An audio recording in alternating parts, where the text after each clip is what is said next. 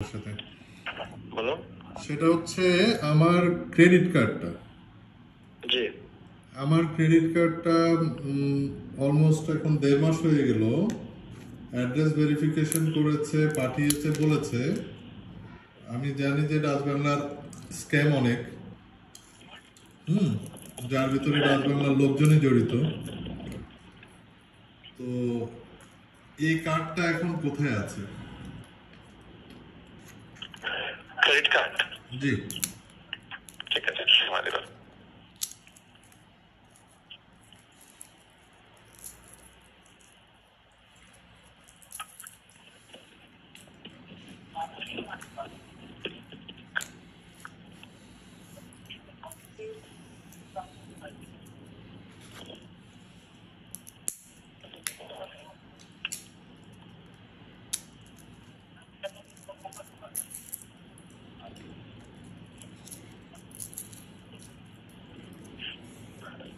সময় দেবেন, চেক করছি। সময় দেবেন, সময় দেবেন।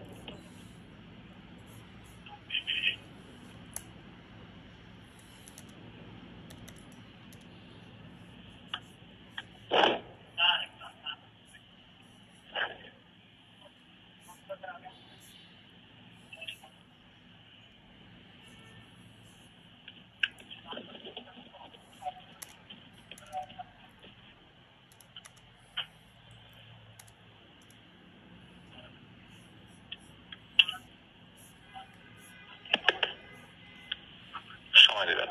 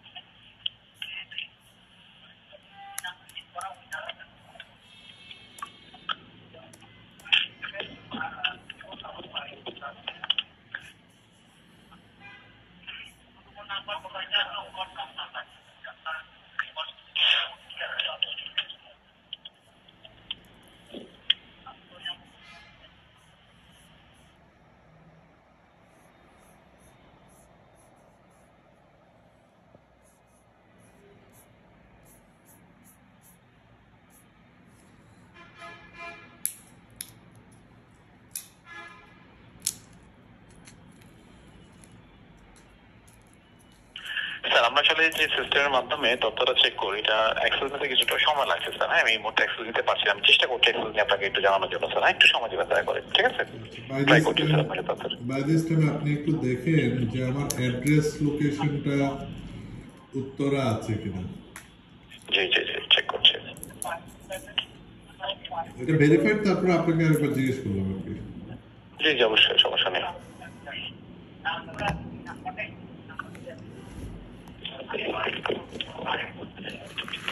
কার্ড নিয়ে যথেষ্ট মানে ফ্রড হচ্ছে ইদানিং, যেখানে আপনাদের অফিসাররা ইনভলভ।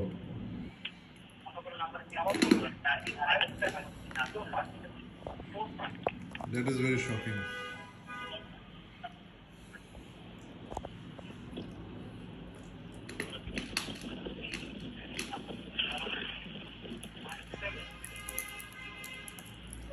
কার্ডের আর্থিক নিরাপত্তার স্বার্থে কিছু তথ্য দিন। আপনার মায়ের নাম বলুন এবং আপনার জন্ম তারিখ বলুন। জি। কার্ড থেকে স্যার সাম্প্রতিক সময় লেনদেন করেছেন এই ধরনের লেনদেনের তথ্য বলুন স্যার। টাকা তুলেছেন বা জমা করেছেন?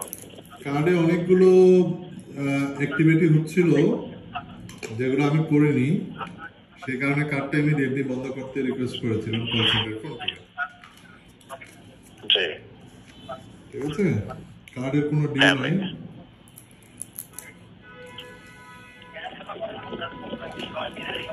আচ্ছা, সাম্প্রতিক সময় কোনো লেনদেন আপনি করছেন না বলছেন, বিষয়টা কি এরকম? মানে কোনো লেনদেন হয়নি আপনার? না, কোনো লেনদেন হয়নি। হবে করতে, কার্ডই তো নেই।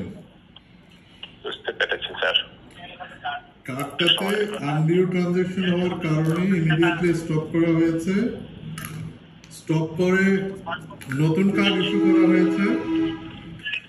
নতুন কার্ডটাও ডাচ বাংলার আপনাদের স্ক্যামারদের কাছে এখনো।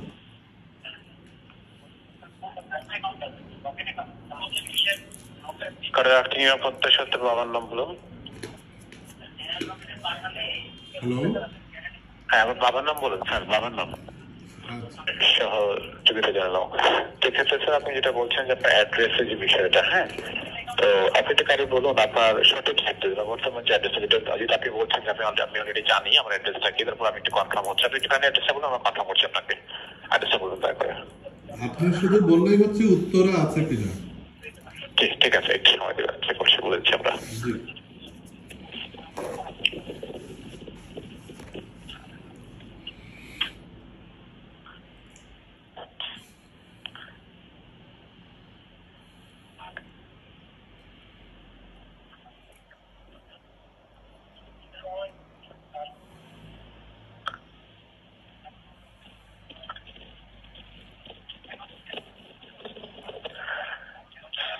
আমি তথ্য চেক করেছি এখান থেকে, হ্যাঁ তো অ্যাড্রেসটা উত্তরায় দেওয়া নেই আপনার, ঠিক আছে, উত্তরায় দেওয়া নেই।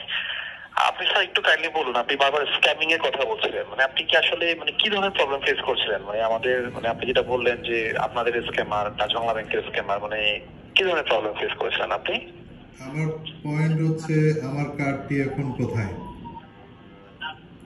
আচ্ছা, বুঝতে পেরেছি। তো এক্ষেত্রে স্যার আমি বলবো যে একটু কাইন্ডলি আমরা এখান থেকে আসলে যে সিস্টেমের মাধ্যমে আপনার কার্ডের স্ট্যাটাসটা আমরা চেক করবো যে আসলে এই অ্যাড্রেসে আপনার কার্ডটা আছে বা এখানে আপনার কার্ডটা আছে। তো আমরা এখনো পর্যন্ত মানে এই মুহূর্তে আমি সো মেনি টাইম ট্রাই করেছি আপনার সিস্টেম অ্যাক্সেস নেওয়ার জন্য। তো এই মুহূর্তে আমাদের সিস্টেম রিফ্রেশমেন্টের কাজ চলমান থাকার কারণে আমি এই মুহূর্তে অ্যাক্সেসটা নিতে পারিনি। সিস্টেম রিফ্রেশমেন্ট না, এটা হচ্ছে আপনাদের যে অফিসাররা ফ্রড করতেছে, ফ্রডের কারণে হচ্ছে। Let me tell you the information. আমার কার্ড থেকে ডাচ বাংলার লোকজনে হ্যাক করে ট্রানজাকশন করার চেষ্টা করেছে। কল সেন্টারে ফোন করে আমি ইমিডিয়েটলি কার্ডটা স্টপ করি এবং কল সেন্টার থেকে আমাকে বলা হয়েছে যে ঠিক আছে স্যার, আমরা আপনাকে আরেকটা ক্রেডিট কার্ড ইস্যু করে দেব। আমার অ্যাড্রেস উত্তরাতেই আছে, সবকিছু আমার সাথে ভেরিফাই করলো, কনফার্ম করলো, কিন্তু কার্ডটা তারা পাঠিয়েছে ডাচ বাংলা ব্যাংকেরই কার্ড ডিভিশনে, এবং ডাচ বাংলা ব্যাংকের কার্ড ডিভিশন ডাচ বাংলা ব্যাংকের কার্ড ডিভিশনকে কার্ডটা ইস্যু করেছে। এবং এটা যখন কুরিয়ার কোম্পানি থেকে আমি জানতে পেরেছি, not from Dutch Bangla bank, এবং তারা সেটা নিয়ে এই যে খেলা শুরু করলো। তারপরে আবার আমি কল সেন্টারে ফোন করে কমপ্লেন করলাম। কমপ্লেন করার পরে তারা বললো যে স্যার আপনি আপনার নিয়ারেস্ট কোনো ব্রাঞ্চে কার্ডটা রিসিভ করতে পারবেন। আমি উত্তরা সোনারগাঁ জনপদে কার্ডটা ডেলিভারি করার জন্য রিকোয়েস্ট রাখি, এবং আমি ঠিক ওয়াইজলি কুরিয়ারটাকেই মনিটর করতেছিলাম যে আসলে ঘটনাটা কি। কুরিয়ার কোম্পানি আমাকে কনফার্ম করেছে এবং রিসিভিংও পাঠিয়েছে যে এই কার্ডটা তারা সোনারগাঁ জনপদ ব্রাঞ্চে ডেলিভার করেছে 10 তারিখে, আগস্টের 10 তারিখে, এবং রিসিভিং কপিও আমার কাছে আছে। কিন্তু আপনার সোনারগাঁ জনপদ আমি যখন গেলাম, ওনারা আমাকে সবকিছু চেক করে কনফার্ম করেছে এই কার্ড ওনারা পায়নি। আচ্ছা। এবং এর পরবর্তীতে 3 দিন পর্যন্ত তারা এই কার্ড পায়নি। আচ্ছা।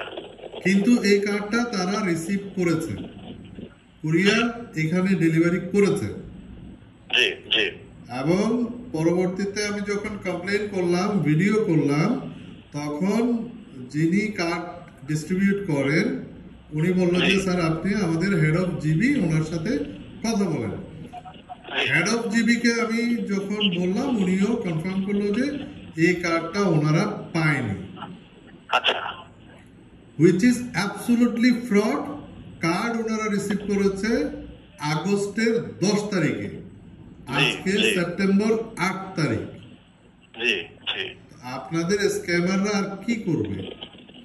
বুঝতে পেরেছি স্যার। ঠিক আছে, so my request to you, জি স্যার, যে আপনি ক্রেডিট কার্ডটা স্টপ করে দেন, যেটা নতুন করে ইস্যু করেছে, যেটা আমাকে পাঠানোই হয়নি। এবং এইভাবে কত লোকের সর্বস্ব শেষ করতেছে Dutch Bangla bank, I don't know. সবাই তো আর আপনার এই কমপ্লেইনটা রেজ করে না, ঠিক আছে? এখানে আপনার ওই ম্যাডামের নাম ছিল জিনাত।